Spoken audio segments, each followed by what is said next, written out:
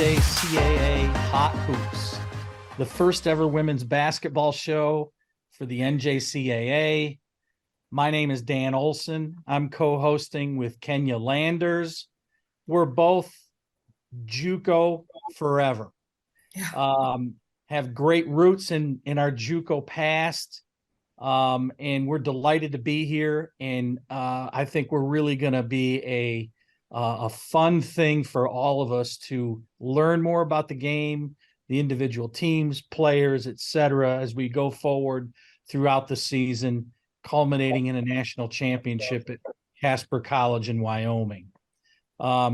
Kenya, why don't you start it off? Give us some background of why is Kenya Landers here on the show?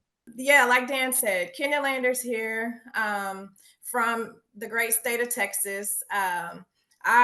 I love JUCO. JUCO basketball, junior college in general saved my life. I graduated from Duncanville High School back in the 90s, signed to go play at Texas Christian University in Fort Worth. And I wasn't ready. I was ready basketball wise, so I thought, but I was not ready academically. I was not ready maturity wise. And I got an opportunity to play for this old guy, Kurt Budke, on a junior Olympic team in the summer before my senior year. And once it started looking like TCU wasn't going to work out for me, I got a call from him. And I was just so excited to have the opportunity to go down to Athens and play for him. Played for him, won a national championship in 1999. And I'm telling you, it was my time at Trinity Valley that just prepared me for life. I figured out that things are hard in life. Things are really hard in life. There's lots of expectations. There are things that you got to do to get to where you want to go. Life is not always pretty. It's not glamorous. And those 2 years at Trinity Valley taught me how to live and how to be a person. Never in my wildest dreams did I think I would get the opportunity to be a Texas Longhorn. And that would not have happened without my time at Trinity Valley. Went on through my career, coached a lot of different places, coached some Division I ball, coached some played professionally overseas, and I came back and I got to coach at Trinity Valley. And my time at Trinity Valley as an assistant coach and a head coach, again, it taught me to grind. It taught me the grind. And then it gave me an opportunity to teach young ladies the same lesson that I had learned along the way. And so I think junior college is the natural progression for probably about 75% of the athletes when it comes to maturity, when it comes to academics, when it comes to where you are with your game, whatever sport that may be. And JUCO, you'll find out what you're made of. There's no airplanes. There's no, you're on buses, you're on vans, and but you're with other people that are from all different walks of life. And you bond together and you get it done. So I've just seen so many amazing stories, and I've seen so many people and have heard so many people say JUCO saved my life. And I'm one of those people. So I am passionate about junior college, not just women's basketball, it's men's basketball, it's football, it's cheer. I love it all. So man, I'm just excited to be here. I'm excited to be a part of Pub and Women's Basketball, getting the word out and being a voice to celebrate this sport. Well said. Thank you. Thank you. As for myself, a JUCO guy. From when I was in high school, I would watch my local community college, Jamestown Community College.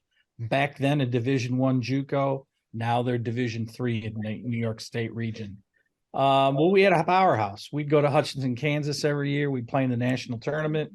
I was a student and I was a coach at the same time.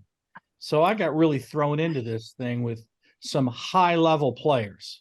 And those days back then, those were things that just sculpted what I'm doing to this day. It primed me. This JUCO experience is like what you said. It's a different animal, and but it's a good thing. And I'll never regret those days. That I learned from my mentor and moved on, into the coaching phase on the men's side and then into the women's side. And now I run a scouting service, the Collegiate Girls Basketball Report. And so I see junior college basketball. That's a part of my business.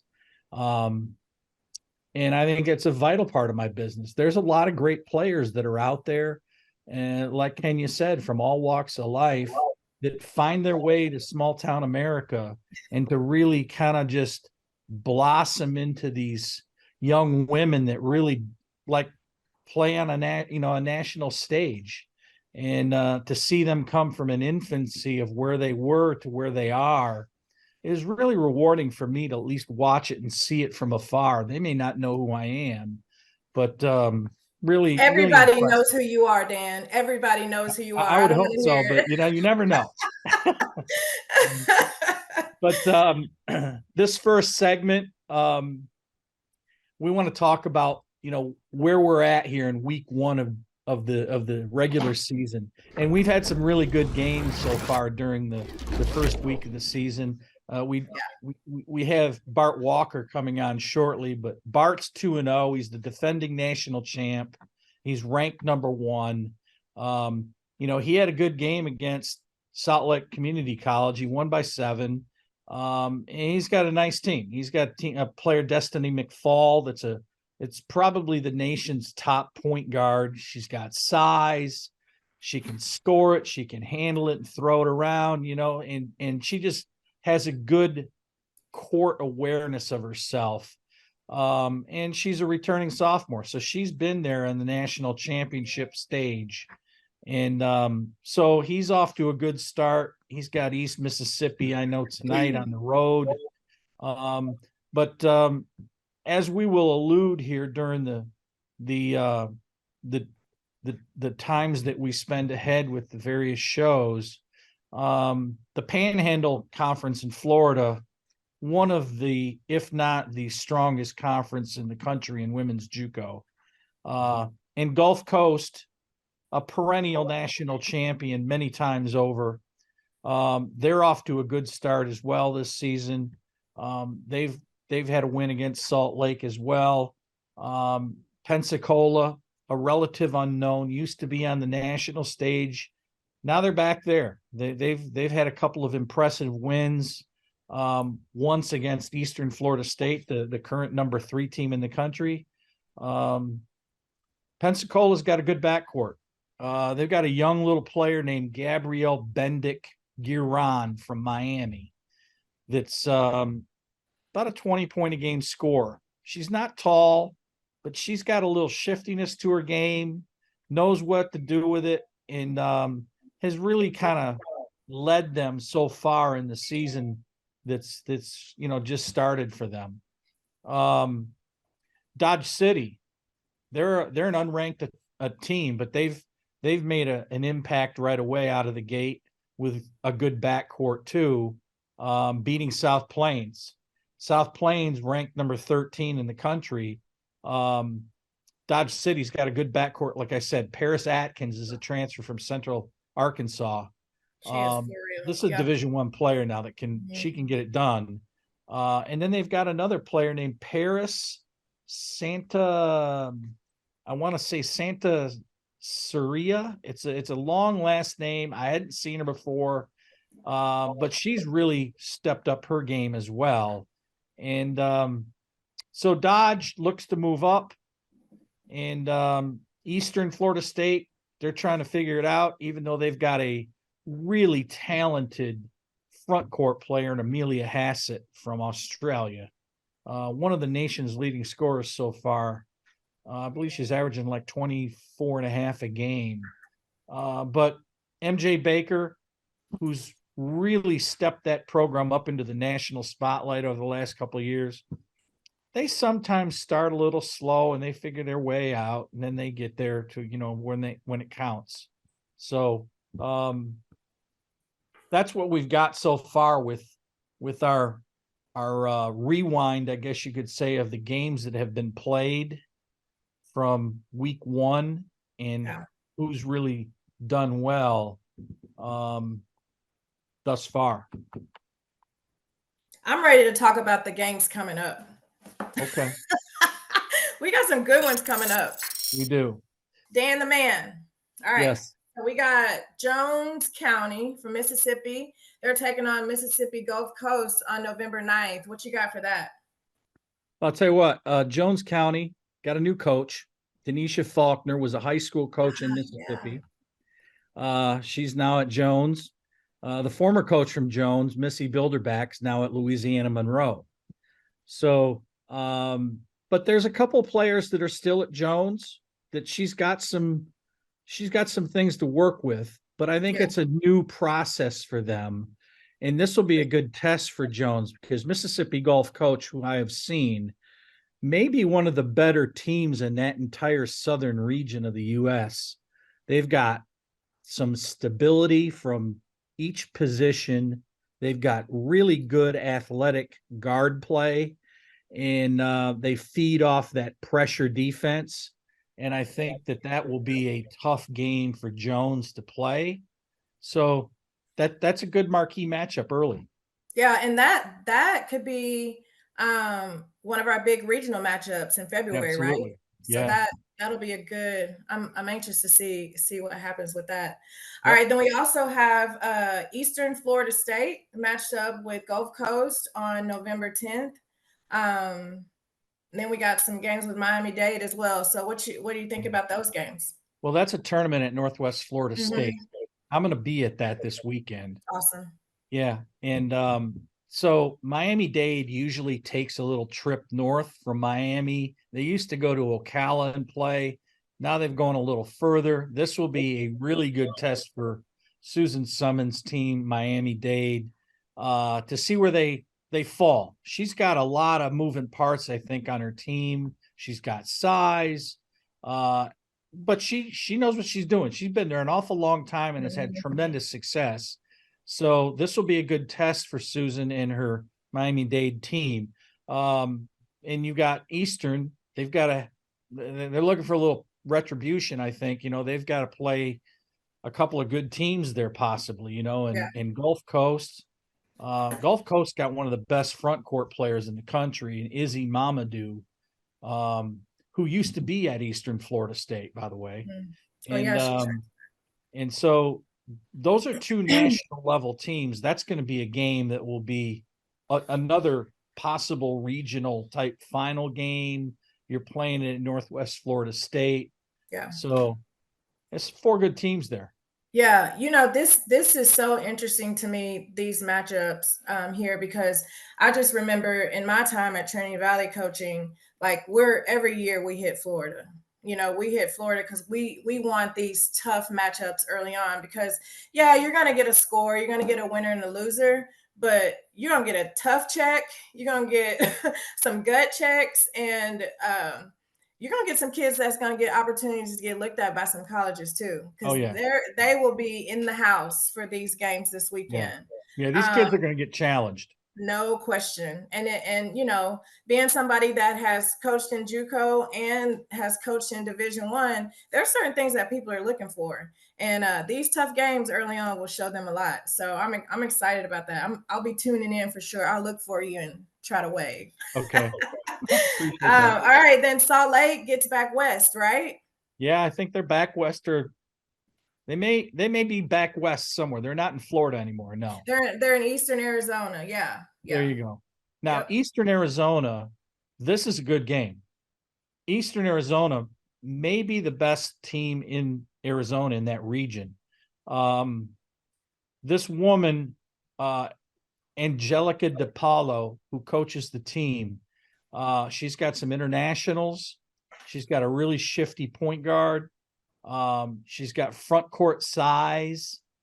This will be another challenging game for Salt Lake now, but coach at Salt Lake, this is a good move on her part. She's getting out. She's playing some tough opponents instead of just sitting at home. So applaud her efforts for that.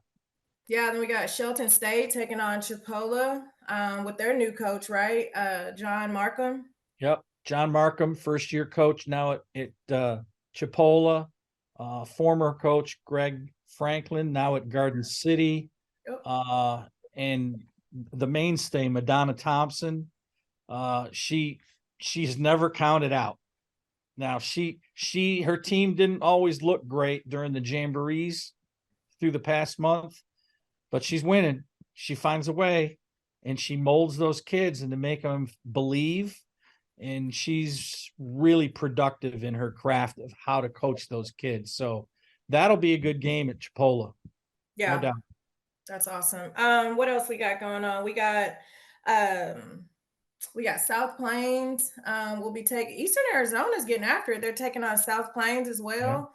Yeah. Then we got here in the South, we got TVCC. We'll be taking on number 11 McLennan, right over here in our backyard. So we got some great games going on this week. The show next week will be very interesting, to say the least. Yes, it will. Awesome. Just to add, McLennan, new coach, former coach Bill Brock, who used to be alongside Ken Mulkey at Baylor, was at McLennan. Now he's at Carleton State. But yeah, I mean, they've got a nice team at McLennan still. You know, the cupboard is not bare for any means. And you know, Trinity Valley's Trinity Valley now. I mean, her team a year ago this time, wouldn't have counted them to be in the national finals. Exactly. But they were. They were. And they find a way, you know, and they've got that tremendous tradition, you know, so you know what I'm talking about. I know what you're talking about a little bit. You know, they're battling some injuries though. Like you know, we didn't really get to see them in the jamborees. They didn't have enough numbers to even participate, but they got some good games coming up. They open up today, I think, versus Western Gulf. Yeah, Western Gulf.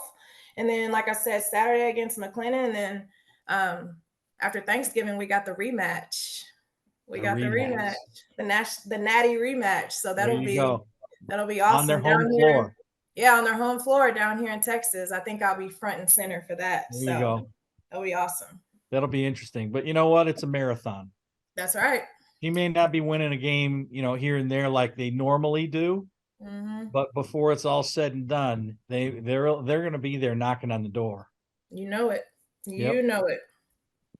All right. When we come back, we're going to have Bart Walker on. Bart's the national championship coach from 2023, Northwest Florida State, currently ranked number 1. So we're really looking forward to speaking to Bart and seeing what he has to say about his team coming up right after this.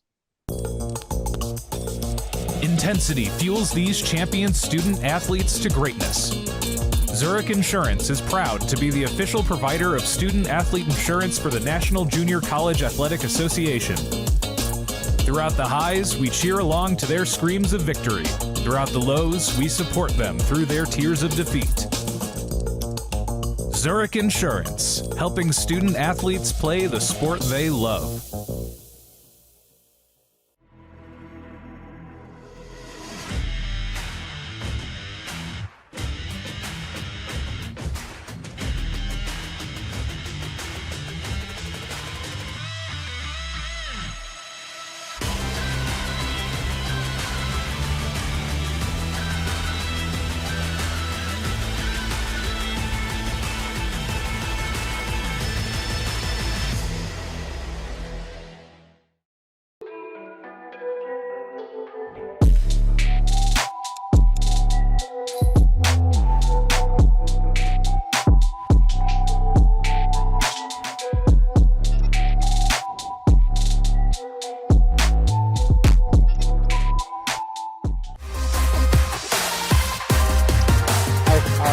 Guest for today in the hot seat section of our show is Bart Walker. Bart, a longtime friend and well deserving to be here as our first interviewee, I guess you could say. Bart, head coach at Northwest Florida State. We know you played tonight at East Mississippi, and you're sporting a 2-0 record. You're the defending national champion. You're ranked number 1. You got some things going on there in Northwest Florida State in beautiful Niceville. And we want to visit with you about you, your team, what direction you're headed in. And I guess to kick it off, you've had one game that was kind of probably a lopsided game. And then you played Salt Lake and you beat Salt Lake by 7. Salt Lake, a much improved team from a year ago. What did you see starting off the season that was impressive, not so impressive for your team? Well, I think we started that first game against Salt Lake in not in a great fashion. We just kind of, trying to find our way, and the first game jitters, and they had played a game. And so I think we were just a little out of sync early in the game. But I thought the great thing is that in the fourth quarter, we scored 20, and we played defense like Northwest Florida. We held them to 10 points. And so I think as the game progressed, our team started to get into a flow, and we do have a lot of new pieces as well that are major contributors. So I think those freshmen got a little bit of a wake-up call, because Salt Lake was a very physical team. Mm-hmm. Yeah, they must have improved. I liked what I saw when I've seen them early. Yes.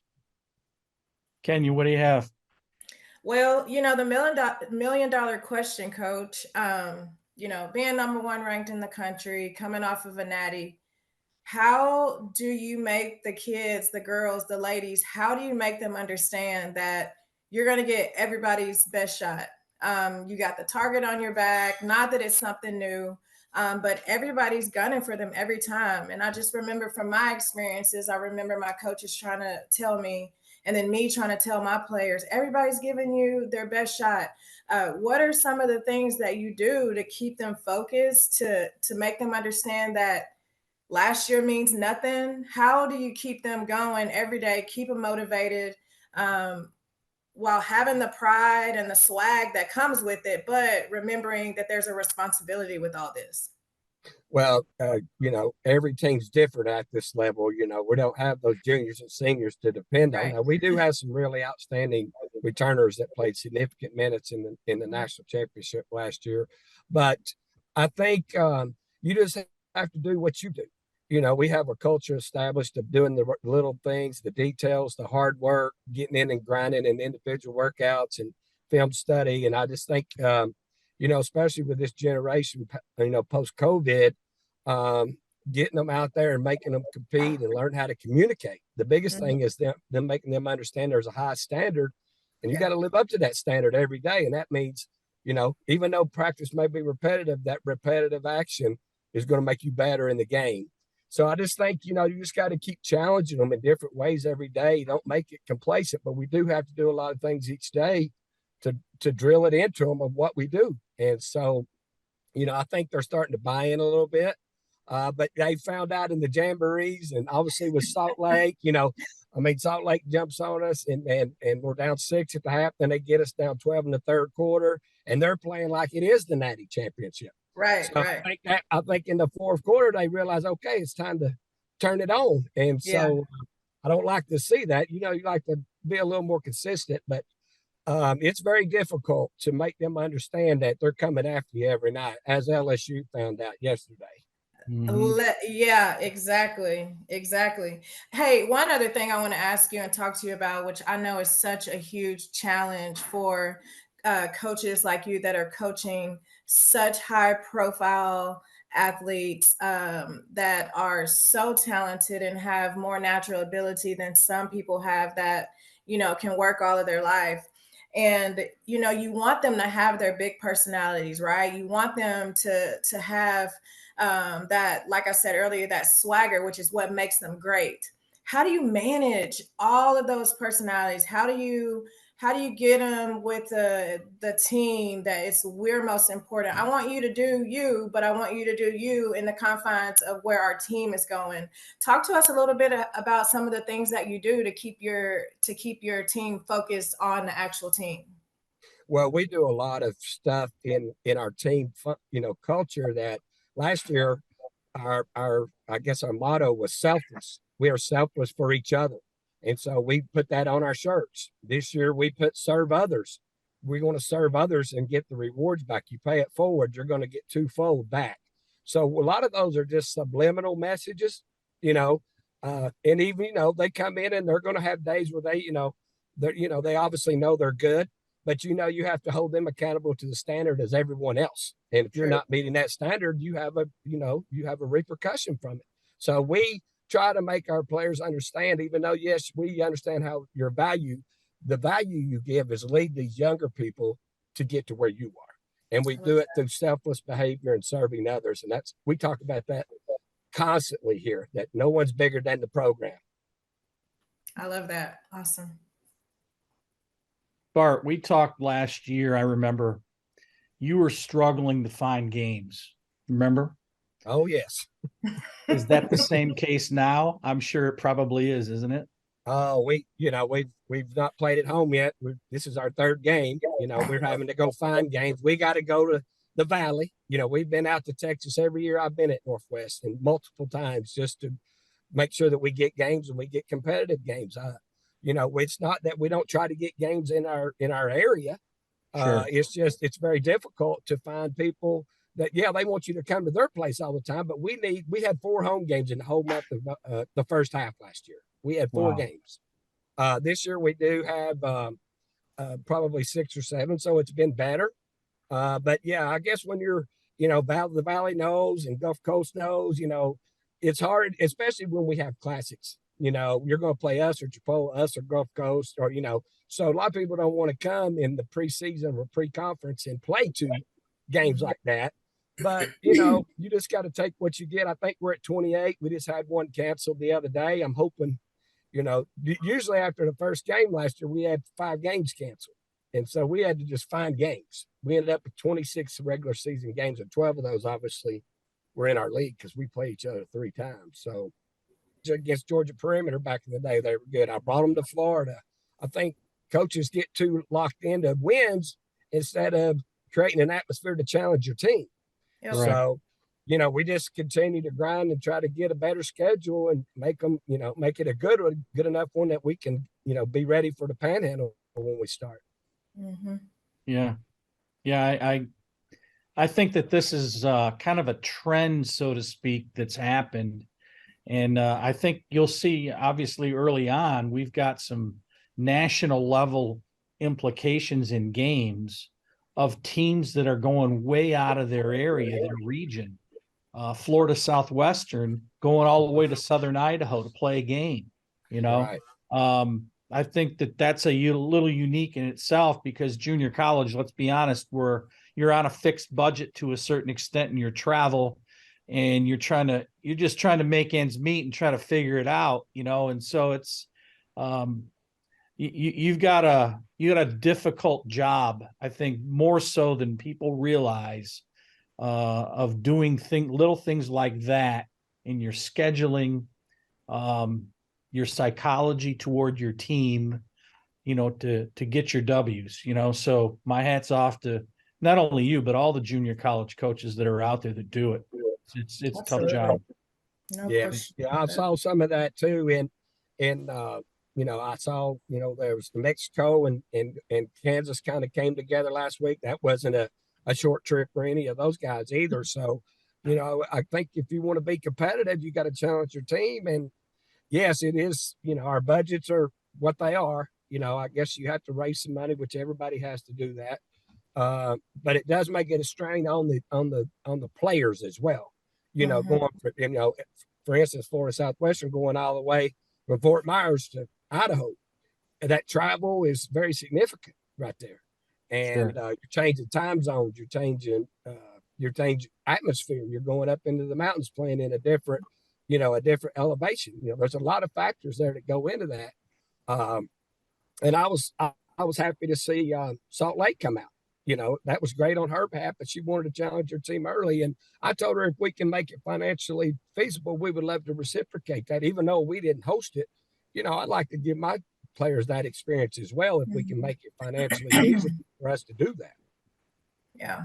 Yeah. No, Coach, she's got a great place to play. That'd be yeah. a good opportunity for your kids for sure. Yeah. Coach, with with all these factors that we're talking about and all the challenges, and like you said, all the coaches have the challenges. How do you go through the season? How do you manage all the pieces? And in doing all that, there's still this game of basketball that we're playing, right? And you're still thinking about how you're wanting your team to peak at the right time, right? So how do you manage the travel, the grades, the academics, the basketball, the travel, again, the not playing at home, the study halls on the road, and then we focus on while we're here, right, to play these games. But how do you do all that and still ensure that your teams are peaking when it's go time? Because I mean, you want to be good right now, but you don't want to be that good right now, right? So Right. how do you manage that? Well, a lot of sleepless nights, and you turn gray like I am. But you got to have. I always say the people make the program. That's right. We have an outstanding athletic director that gives us a lot of autonomy to run our program, but he's always there if we need something. And you got to have some great assistant coaches that are willing to buy in and hold those players accountable as I would. We run a very regimented system here with our study halls and our lifts and our time management, because when they do leave here, that's the biggest adjustment that I've found over my career is those ladies, when they get to that high level, that time management is a very important piece, because of all the extracurricular, like you said, outside of basketball. Basketball is the simple part, you hope, Right. but you have a lot of distractions. Back in the day, Dan, when I started doing this, we didn't have cell phones. We had VHS tapes. We had to drive and meet somebody halfway to get a tape to scout, or you had to drive and watch them yourself. So it's just, and everything involves, it's society as well. But I think, again, the people make the program. And if you've got great assistant coaches that are willing to not just be their friend, but make them hold them to the standards of the program, you're going to go a long way. And I've been very fortunate to have some outstanding assistants. It's been a revolving door here the last 7 years. I can't keep them around, but our job is not only get the players out, it's help these young coaches find their path. So I'm really proud of each and every one of them. That's awesome. Yeah, you've got a machine there at Northwest, and I've been there obviously many, many times over the years, and in a tremendous conference. That's a real strength, I think, for you to get where you need to be in a strong league like you're in. It was a real powerhouse there a few years back. Then it's, a couple of you guys just slipped a little bit, but you've been a mainstay, and you got to continue moving it on, and which I'm sure you will. So I really appreciate you guys doing this. I think it's going to be a wonderful thing. And again, go Raiders. Thank you, Coach. Much respect to you and the job that you do, and just continue to pour into the game. We appreciate you, and we look forward to watching you guys continue to progress this season. Yes, ma'am. And you guys be safe out there. All right, Bart. Bart Walker, Northwest Florida State. Go get him, Bart. Thanks, yes, Coach. Good luck tonight. Thank you.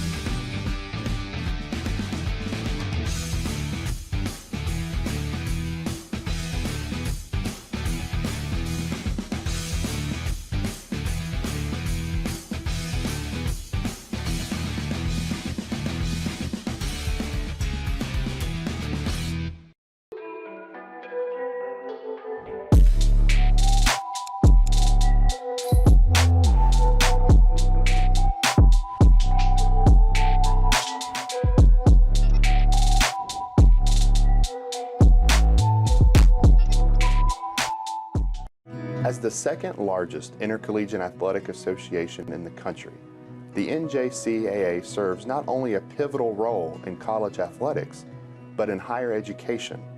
The NJCAA Foundation aims to move the association forward through resources, grant programs, and other special initiatives, your gift to the NJCAA Foundation will make a difference and create opportunities.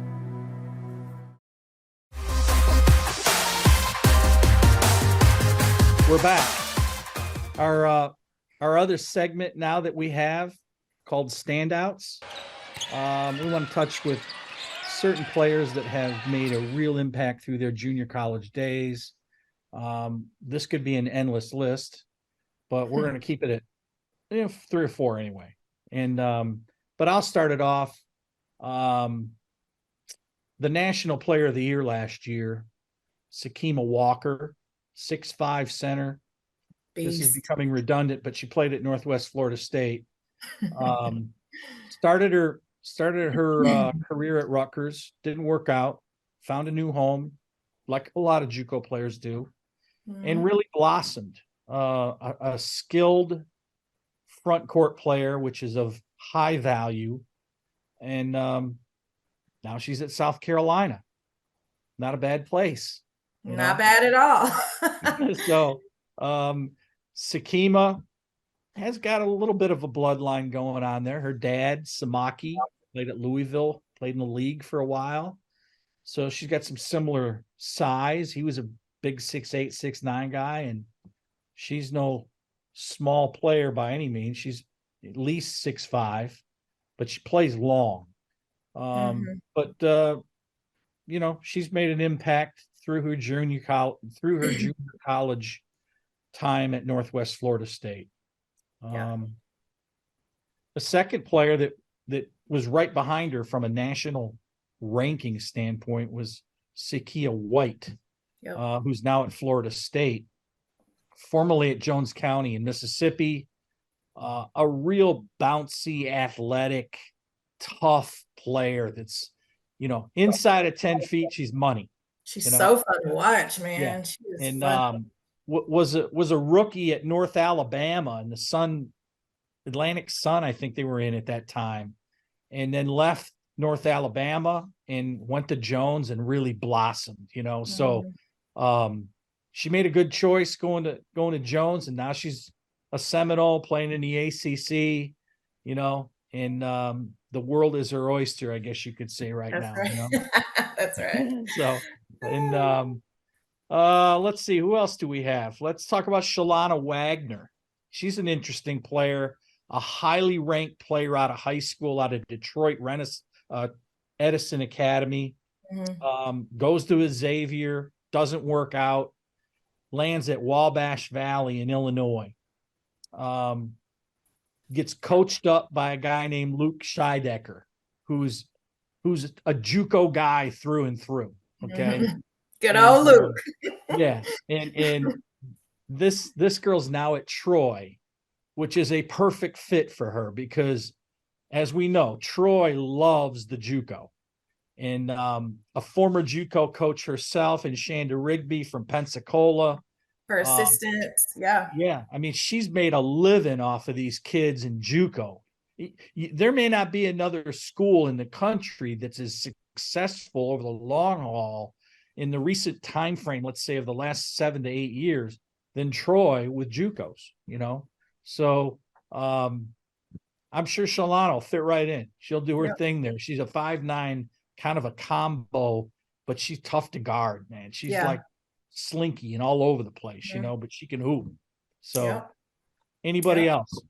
I mean, she's a couple years removed, but so I'm going to go ahead and put my stance on what I think is the major value of JUCO ball.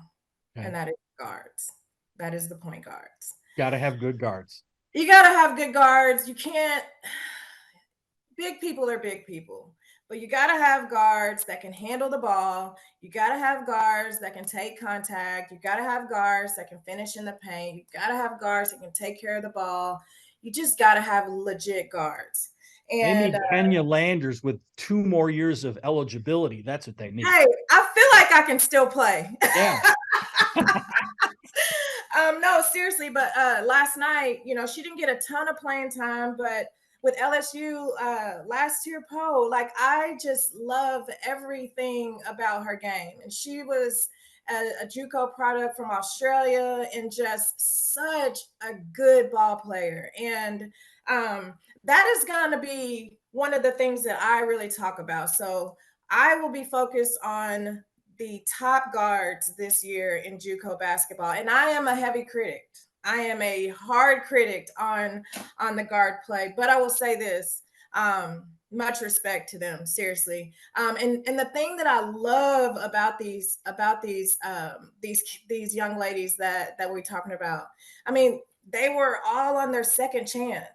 Right. So we talked about how JUCO, again, how it's saving kids. Like, it doesn't work out. That's okay. Sometimes it doesn't work out, but it's what you do with your next opportunity that makes life go around. And all these young ladies have just found a better environment for themselves, learned some lessons, and blossomed, and now they're all doing big things. So that's just super exciting. So now let's talk about the sophomores that we have, the super sophomores that we have playing right now. Okay. Well, let's see who comes to mind. This is, like I said, this is becoming a broken record. Like I got to interject it a second ago. Last year, Poa, she went to Northwest Florida State. Yeah. No surprise. Okay. Yeah. I think she stuck like 15 or 20 in one of the final games out in the national tournament. No question. But you got Celia Rivera. She's French. She's 6'2", 6'3", at Northwest Florida State. Kind of plays an inside and out game. She can stick the three. She can take you off the dribble. She's very skilled around the rim with either hand. Yeah. This kid's a nice product for somebody that's they're gonna be lining up for her. I mean, she's the door down. top prospect, I think, right now in that sophomore class. No so question.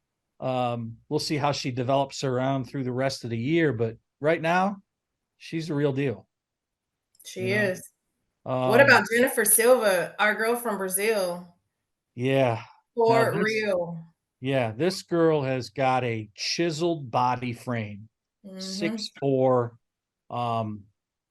cleans it up around the inside. All the and ones from the shoulders. All the and ones. She's got a great basketball body, and then she can trail the break, stick the three. So you got to respect her out there. Now it's not polished enough yet, but it's there, Okay. And excellent coaching from one of, I think, the best coaches in basketball, period, Ira Batten at South Plains College. He's got a nice thing going there. So I expect them to be a challenge down the road. Awesome. Who else we got? Izzy Mamadou. We touched on her a minute ago earlier, an earlier segment, but a transfer from Eastern Florida State. She was in the UK. In fact, I remember watching her a few years ago over in France with the UK national team. Okay. But she's really started to clean her game up. Now she's at Gulf Coast. 6'3", can run, can finish around the basket. Gulf Coast got a nice team. Yeah. They got 10 players that can all go, so they're right there. Like they were close last year in Rory Kuhn's first year at Northwest, or excuse me, at Gulf Coast. Yeah. And I think he's really solidified it. He's got a great front court. He's got good guard play. But this kid, Izzy, she's a high value target, no doubt about it. Yep. And again, Northwest Florida State, Destiny Mafal. Man, Destiny is a transfer from, I believe, Temple. She didn't play there though, right? Didn't play at Temple, yeah. But found her way to Northwest. She's a Northeast kid, and she's probably the best point guard that can score the ball that's out there right now. What's the difference? She's not 5'5". She's got like 5'8", 5'9" size. She's got that air of that little swag to her, that confidence that she needs to have to play at the next level.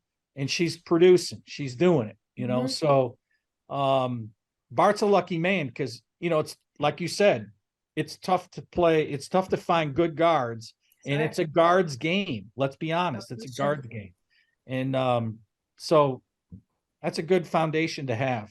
As And the she's one guards of the best. go, as the guards go, the natties go. Show me a team that won a national championship without good guards. There you And go. yep, There you go. yep. So those are just a few of them. We can touch on one other, Princess Anderson. Princess Anderson, a relative unknown, led the country in scoring in JUCO last year. Or no, she was maybe second runner-up. But is the lone sophomore coming back at Pratt Community College. And a point guard that can really shoot it. Got a green light game about her. But the problem is that everybody's keying on her. So she's getting tough. It's tough for her to get quality enough looks right now. And they're trying to show, because they all know who she is now. It's not a secret anymore, Yeah. So, but there's another good guard that can deliver if you don't respect her game. That's right. So That's right. The last segment of our program today, we want to just kind of have a last word on what we've discussed, so to speak, and where we move forward on. Just want to touch base on a couple of teams that I think are really running under the radar. May not be in the national top 20 yet, but they're going to be. All right. And I was out most of the month of October watching jamborees, literally the whole month. And Pearl River, Mississippi, I saw on a couple of occasions. I think they're going to be one of those teams that really sneak up on a lot of people and do some damage, and they could make it to the national tournament this year. With the change at Jones County, a new coach, that's going to be a challenge for her to get to where they were. I mean, they were a top 5 team at Jones. Yeah. Now, Pearl's maybe not there yet, but they're knocking on the door. They've got size. They've got physical bodies down low that can bang and finish plays around the boxes. Tell me about the guard play. Tell me about the guard play. They've got solid guard play with depth. Okay. And they got a consistent jump shooter. They got kids that can score it off the dribble. And they play that pressure packed defense, and try to turn you over and stuff like that. I mean, they look good early. I thought that they were one of the teams that were a real surprise for me to watch. And the second one that we kind of just touched base on a little earlier today in the program was Dodge City. Yep. Again, we're going back to that good guard play, and they have a twin backcourt there that really gets it done. But Landon Steele, excellent coach, used to be at Otero in Colorado. Came to Dodge City a year ago and just kind of flipped the switch there, man. I mean, he just made it work and got out to the national tournament. I believe he did. And, he's just got a way to figure it out, and you see some of these teams early and it looks like they're way advanced in how they've been playing. Yep. And then you see some other teams that are like all over the place, Yep. and that's the 90% norm of that's the way it is early, but as in junior college, boy, once you get through that first month, a light goes off and everybody starts to kind of gel together, and it works out. And but Dodge, I think, is a little ahead of the curve, so those are just 2 teams. I'm sure there's going to be many more as we go along in weeks ahead that will surprise us, Yeah. So one cool thing that we're adding into our show, right? We're going to do a little question and answer from our viewers, from our fans. So listen, Sundays, we will make a post from our hot hoops. We'll make a post asking for things that you want to hear about on the show. Obviously your questions do not guarantee that they will make air, but we'll do our best to get to everybody, right? And we want to know what you guys want to talk about. Dan and I are the experts, but we're coachable. We like to hear from people. We like to know what you guys want to talk about. We like to know about some games that maybe you guys saw that you want us to bring to light. So we look forward to hearing from you guys and interacting. So What a great first show. History has I been loved it. made. Yeah, I could keep doing this. This is fun. Yeah, And this is great. yeah, we want everybody to tune in again, and we want this really to grow. We're committed to junior college women's basketball, and we Absolutely. want you to be too. So thank you so much for tuning in, Kenya. Great job, and look forward to next week. Awesome. Again, Hot hoops rolling out. where it's at.